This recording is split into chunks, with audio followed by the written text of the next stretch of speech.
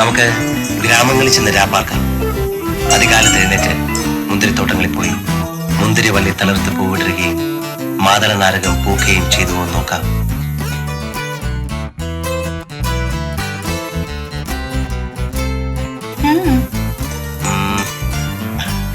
അല്ലേ? വേണ്ട, പറയൂ.